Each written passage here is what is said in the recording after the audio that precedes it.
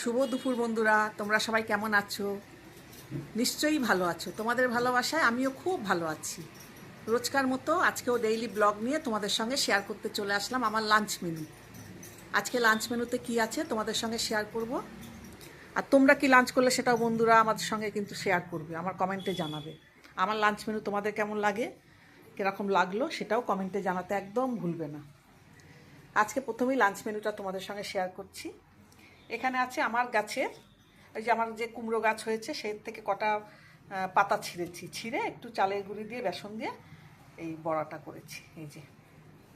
আর এখানে আছে কালকের মুগ ডালটা শুকিয়েছি বন্ধুরা, এটা খুব ভাল লাগে খেতে, গরম ভাতে খুব ভাল লাগে। একটু ঘি নিয়ে নিলে তো আরোই ভালো লাগে।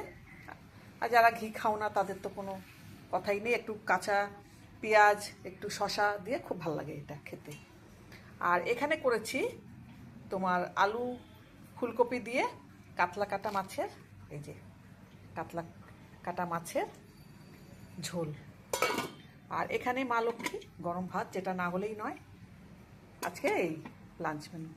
এখানে দুটো আম আছে, যদি খেতে ইচ্ছে করে কেটে খাবো, না হলে থাকবে।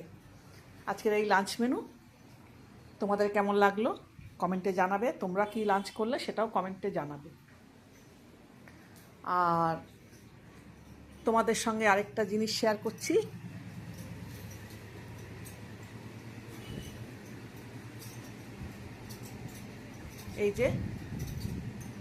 এই যে গাছটা এখান থেকে এইখানে দিয়ে দিয়েছি বন্ধুরা।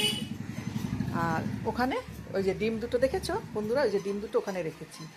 এ সম্পর্কে তো আমার কোনো জ্ঞান নেই বন্ধুরা, যে কি করব।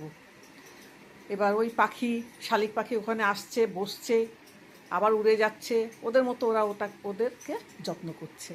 আমি আমার মতো যেটুকু পাচ্ছি যত্ন করছি, আমার তো এই সম্পর্কে অত জ্ঞান নেই। সেই বিষয়ে একটা কথা বলি, মনে পড়ল। ভীষ্মপিতা একবার শ্রীকৃষ্ণকে বলেছিল যে, প্রভু, জ্ঞানের থেকে না, জলের থেকে পাতলা কি, আর ভূমির থেকে ভারী কি,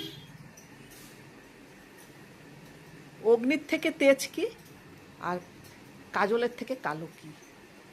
তখন শ্রীকৃষ্ণ একটু মুচকি হেসে বলেছিল